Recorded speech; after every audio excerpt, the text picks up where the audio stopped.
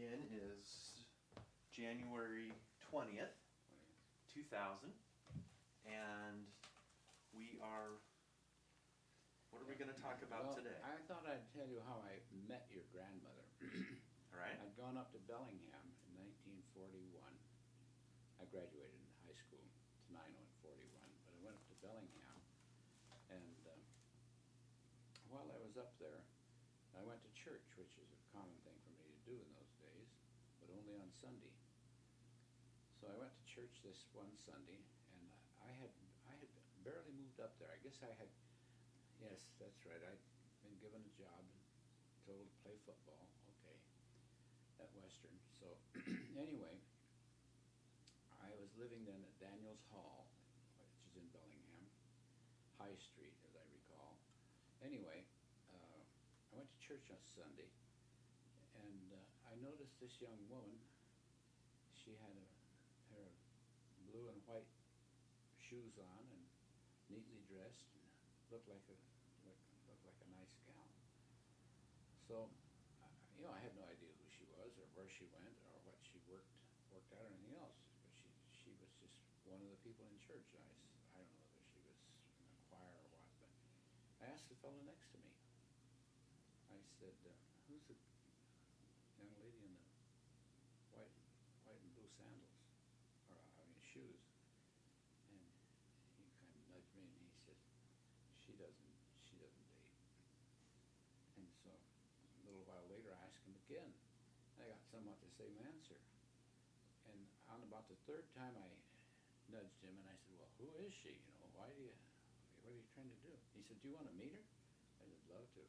He said, "Well, invite you out to my house for dinner. She's my sister." And who is this? Ruth. Oh, Bob. No, Bob. Yeah. Her brother, Bob. Was that the first time you'd met Bob? Yeah. Yeah, that's right. He was just sitting next to me like a regular guy, and I figured.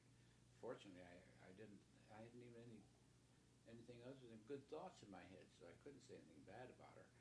But anyway, so he invited me out for dinner, and I met Ruth. But I was told later that Ruth had her eye on a fellow by the name of Hugh something, and preacher's son was his name. I've forgotten. But anyway, she kind of liked Hugh, but they didn't go together. So I thought, this is my chance. I'm going to find out if she'll go with me somewhere. Well, we had it was a 1934, I guess, 1934. I had a 1934 Chevrolet Cabriolet. It's kind of it doesn't really have a soft top, but it looked like a soft top. Had a rumble seat in it. So I said, how about if we go up to the mountain and take my car and go up to the mountain? So on the way up to the mountain, I guess my roommate, Richard Kingsley, must have ridden in the back seat, because the front end of that wouldn't have held 3 people. But after we got up there, he said, "Well, then I'll drive going back, and you and Ruth can sit in the rumble seat." So we did, and that's how I met her. And that's what we did on our first date. We went up to Mount Shuckson, and we had some nice pictures taken of the lake up there. I forget the name of the lake, but You brought a camera? yeah. So you had a camera, but way back then you were taking Oh pictures. man, I was taking more pictures during the war when I go to these places in the South Pacific. But I never sent the film in to be developed because I wasn't sure that I don't know what was permitted and what wasn't. But since I was my own editor, so I just edited most of it out. I would have liked, thinking back on it, I would have loved to have taken some pictures of some of the places I went during the war. But nevertheless, the flame between Ruth and Jim kind of died down. But I met her now and then, and I knew her now. And the biggest problem was that we were working nights. Grandma, that's real. It makes a lot of noise. Ruth was working at the telephone company, and I was working at the hotel, at the Columbia Hotel in Bellingham. And I don't know how it was, whether I called or her mother used to call me sometimes because she was kind of pushing this. She kind of liked Jim too, and I'm sure she liked Ruth. But anyway, when I said, well, we both work nights, we don't have a chance to go out for dinner. She says, well, why don't you take her to breakfast? I said, that's a good idea. So I called up Ruth. Thinking outside the box. Yeah, that's right. And I said, would you like to go to breakfast with me? Sure. Because I don't know what time she got off, but anyway, both of us were free at breakfast, and she was working quite late, 12:30 or something like that. Well, that was the first breakfast, and that was a ham and egg breakfast, and we used that for a celebration for when we got married. We finally used that as our celebration day, but that was at the Shamrock Cafe, which one of the best little fast food. Well, it wasn't fast food in the term there; it was just a fry cook type of thing. But that was a good place to eat, little restaurant. But anyway, and that was how we got acquainted, and Bob encouraged us. My younger brother Bill encouraged us. He liked Ruth awfully well, not as a date, but he liked me to like Ruth. Mm-hmm. And so we used to, we could all go together someplace, but I don't remember that we did much. But anyway, it wasn't very long after that, well, sometime after that. But we got married. And that's just about the end of the story. I think Ruth probably gave you something about how we got engaged. I think I overheard some of that. What's your side of that? Why don't you tell me that story? I think it's just as Ruth told it. I didn't have to. In fact, when I went to I'd ridden the bus out. How did you decide? When did you decide that you guys were going to get married? I never asked her. She just she inferred from something that we should get married. I don't know. No, I don't remember. I don't ever remember making any formal proposal or anything like that. But after we'd gone together for a while. Did you ask her father before you asked her? I don't know. He probably would have agreed. He said, "What are you waiting for?" Something like that.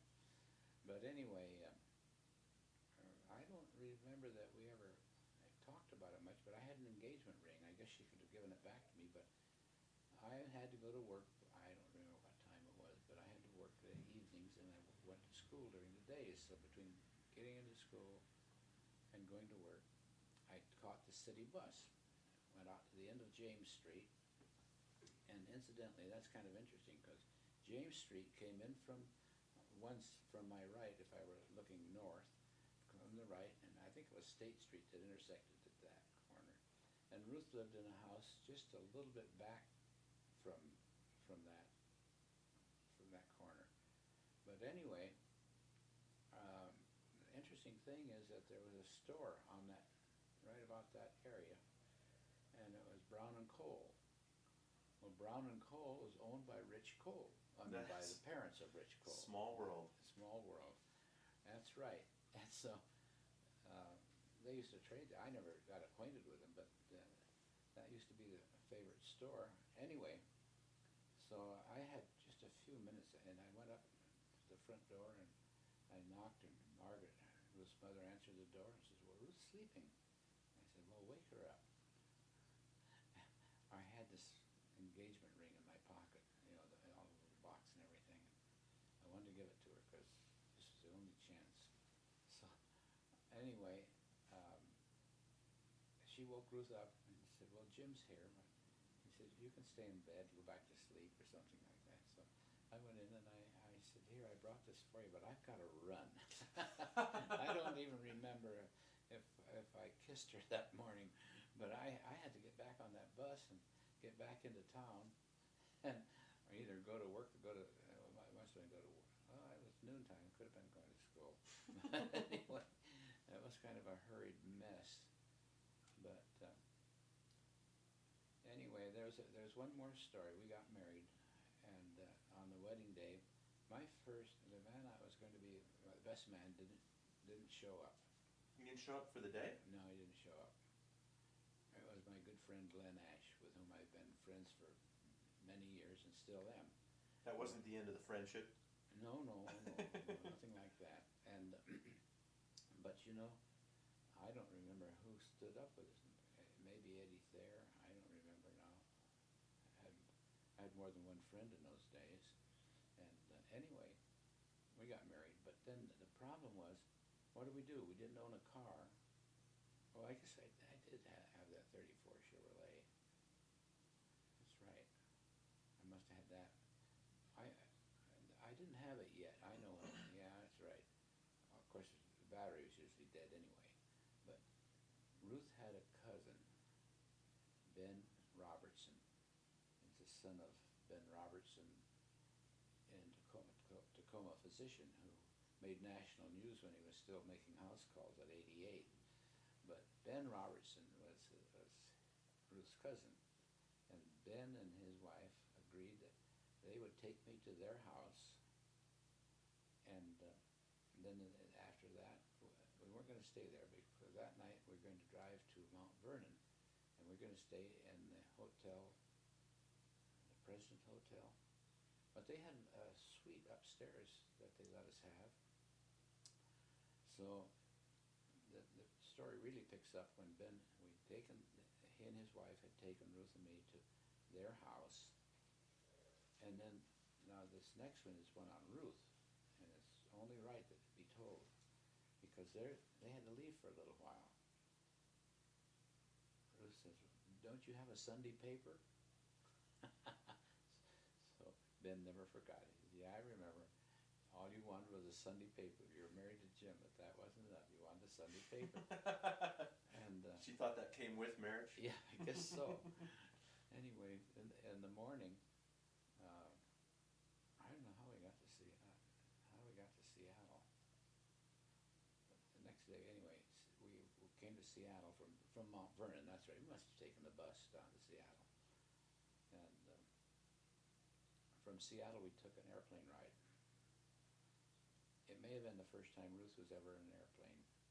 If with me, it was probably the second, maybe the third time, but at least the second time. Probably the second time. And we took a DC-3 from Seattle down to, where were we going? We went to Seaside. But how did we get there? Bus?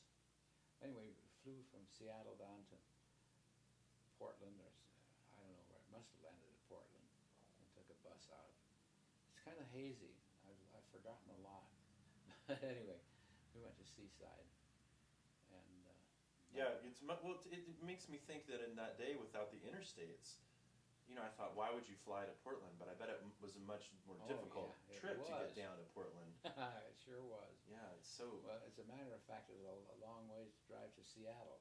Yeah. Seattle to Bellingham in those days, Well, Grandma was describing in the last session that to drive around, you went on Chuckanut Drive. Mm-hmm.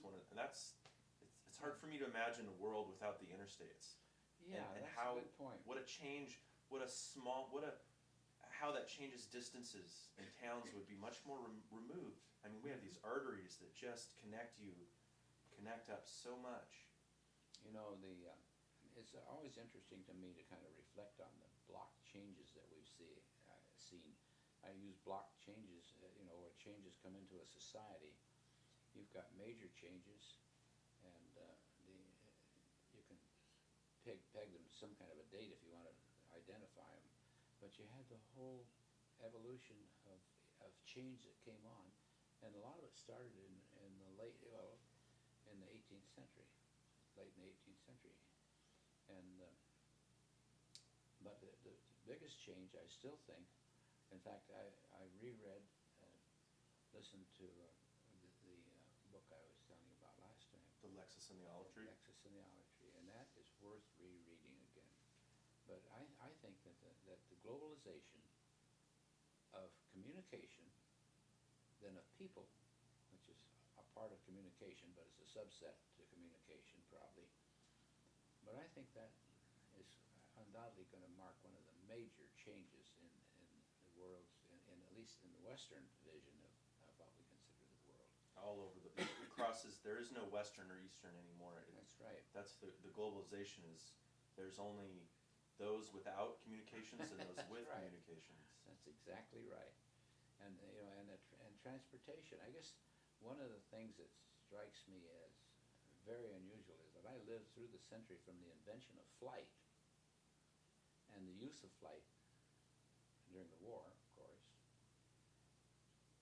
to going to the moon. I asked Judge one time, whose father, I said, what surprised you most in living up through all this decade? Or not decade, but century. And I said, airplanes? And he said, no. Airplane flight did not surprise me.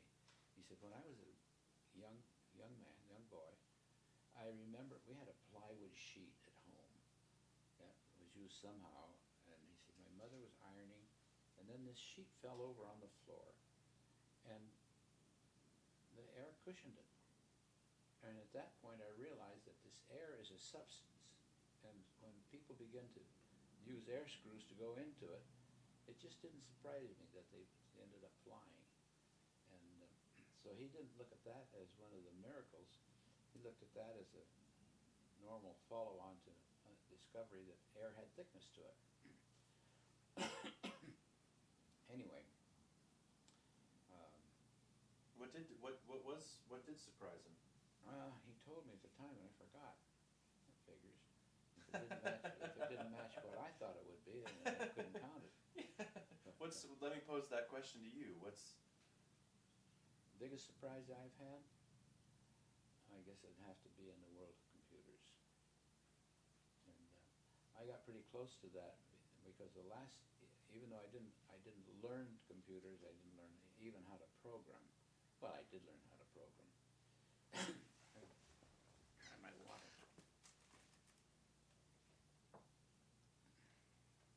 Here, I'll take it.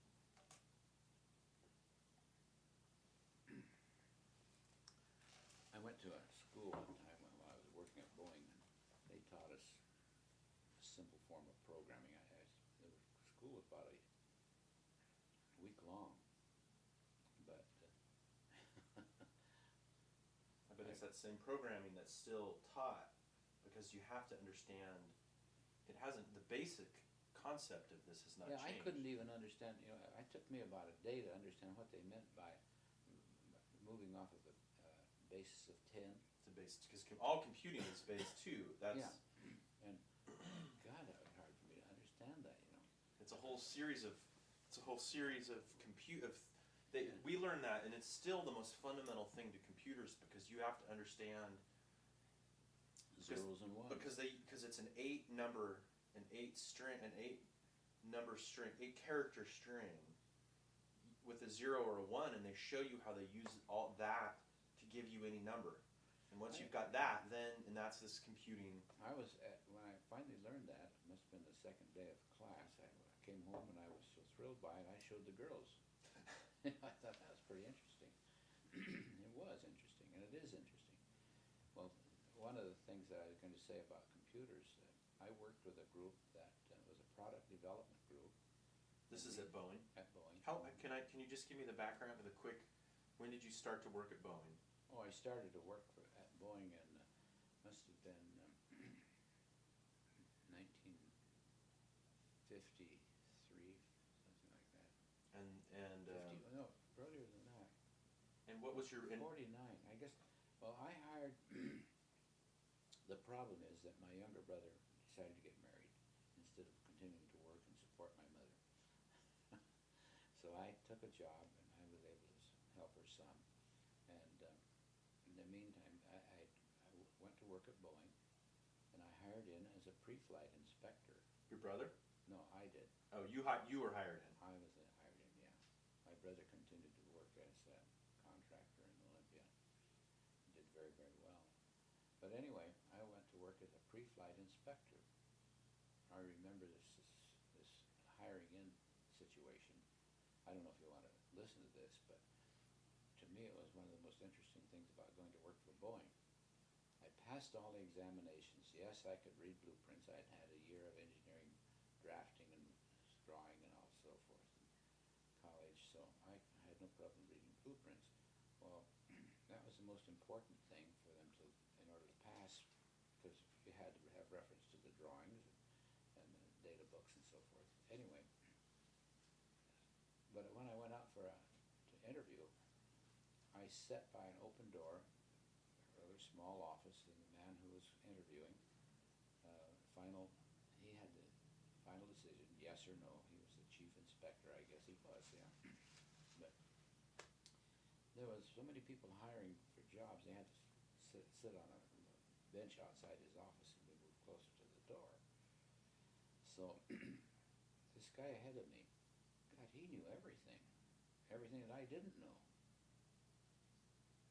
And when that interview was complete, he left, and I was invited in, and I said, well, listen, I listened to a lot of that stuff, and I can't answer those questions. And I stood up, and I was just going to excuse myself and say, I won't take your time. And he said, sit down a minute. I said, a lot of those that I hear are wrong. You know, it's better to have somebody who doesn't know the answers and admits they don't know the answers. That's exactly than right. to have somebody who's trying to tell you that they know everything. That's right. And what a great lesson. He said, do you know what a hydraulic accumulator? Oh yeah. He said, you know what a hydraulic accumulator? No, that's not right. Do you know what a shimmy dampener is? I'd never heard of one in my life. And I was pretty relaxed because I already decided I didn't qualify for this job, so I wasn't trying to pull my way through. But anyway, he said, okay, so you never heard of a shimmy dampener. He said, I'll tell you what a shimmy dampener is. The nose wheel of B-17, or not B-17, but a tricycle landing gear like a B-29. And the nose wheel, when you're coming in, it wants you to shimmy. And so we put a shimmy dampener on it. And I said, well, that explains. And he said, you know how a hydraulic accumulator works? Yes. So he sketched one on the board. Yes. And he said, now with that idea, we were able to dampen that shimmy dampener too. And I said, that's good, I can understand that. And he and I got along very well. He hired me. And that's how I started to go to work for Boeing. Then I worked out in the pre-flight line. Miserable weather. Working nights, of course. Pre-flight is that these were test flights, Yeah. and you check the before- airplanes. Yeah, before airplane leaves, it's got to have a complete pre-flight inspection. You've got to bug off a whole bunch of things that you've inspected. Yes, this is okay, and so forth. Are these test flights, or were these flying to deliver? Either plane? one. Either Those one. test flights on the flight line, it could be a delivery, but most of these were test flights, and so most of the time I was inspecting test flights. They had a delivery online. Of course, another thing they're doing, they were bringing back B-29s and fitting them differently. They were, instead of making bombers out of them, they made tankers out of them. And in the bomb cell, they put in the chambers there, put two big gas tanks, huge gas tanks. The worst part of all was that I was still a little heavy, and it was hard to get between the fuselage and the tank while inspecting, but I had to do it. Was this during the war, or the war started? This is after the war. This is after the war. Yeah, I was trying to remember when I started. It must have been, let's see, the war in probably 1950. 1950, yeah. Yeah. Anyway, I worked there for a couple of years, I guess. And then did I leave the company? I may have. But I came back a short time. And the next time I came back, I hired into the industrial engineering organization. And that was with an upgrade, so I felt pretty good about that. A raise, an upgrade. Yeah, right.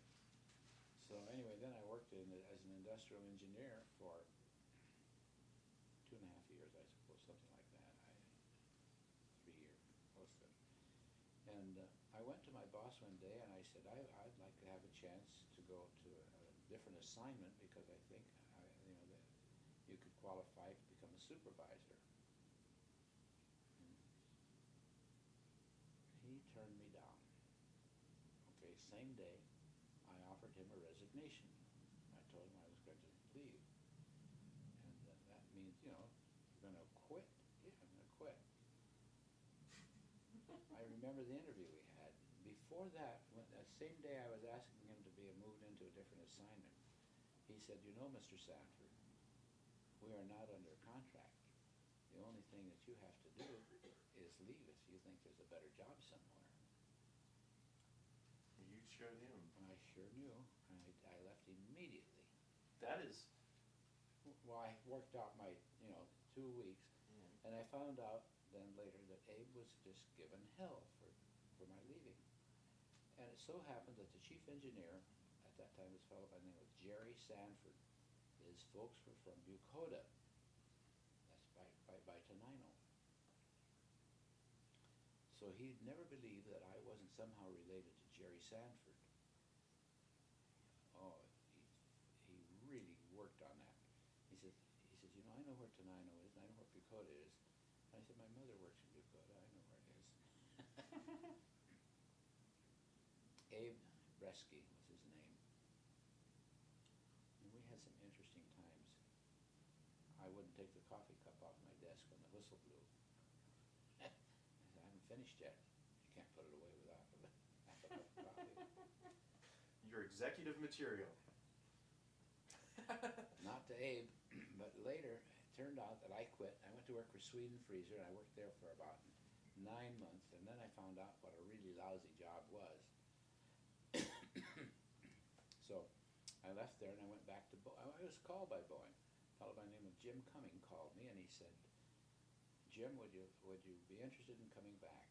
We have an opening in the industrial engineering, industrial, well, in personality anyway, training section.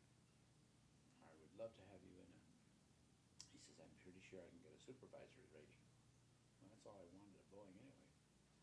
So I hired back in as a supervisor, and that was kind of fun because all the people that were interviewed, all the personnel department, they didn't know quite how to handle this because they didn't hire in executives or off the street or supervisors from off the street or anything else. So I hired in and got through the whole process hiring him. So I worked in that job for some period of time. And then I got tired of that. So no, I got a chance to go to a different job. That's right, inside the company. So I went to I became a staff man to one of the vice president's staff people. A guy by the name of Rick Kernall, who was working for Wood, man by the name of Wood, vice president. So I went to work as a staff man for him. And, there was a kind of a fortuitous thing that happened there. And I guess everybody needs some kind of a break to break the line you're on. Somebody's got to help you out. So there was a young man, very young looking to me, by the name of Portis Boyce. And I'd heard from my supervisor that he was an ex-admiral. Ex-captain. Right next to an admiral. An ex-four striper, Navy four striper. He said, do you believe it? I said, I have no reason not to, but he does look awfully young. He seemed young, he was young. But they put, and this was typical of the way that company operated, they put Port Boyce out on the floor with a bunch of people. My desk was here, his was over there, just a bunch of desks in this office area. And I could see that no one was really telling Boyce what the hell this company was all about. So I got with him and I told him as much as I could, and from day to day as it went by, I gave him some insight into how this company operated. He couldn't believe it. They just put him over there and forgot about it. I suppose they gave him some kind of work to do. That turned out to be the most fortunate thing that ever happened to me, because Port Boyce then was picked to go over on a team that T.A. Wilson had put together for competing for the Minuteman competition. And so Port Boyce called me over to work for him. and that was where I really got acquainted with